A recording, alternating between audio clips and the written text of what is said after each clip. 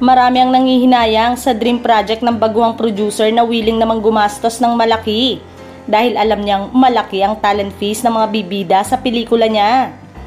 Sa production meeting ng dream project ng baguhang producer ay super excited siya lalo na nung ilatag sa kanyang kwento ng writer-director at iisa ang naisip nilang lahat.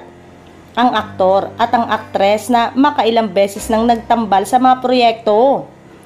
Nabanggit sa production meeting kung ilang digit ang talent fees ng pangunahing mga bida, bukod pa sa ibang supporting artist na may mga pangalan din at mga kilalang production people na mamahalin din ang per day. Ang ending, hindi tinanggap ng aktres ang project dahil may iba siyang pinagkakaabalahan at hindi siya makapag-focus kung tatanggapin niya ang dream project ng baguhang producer.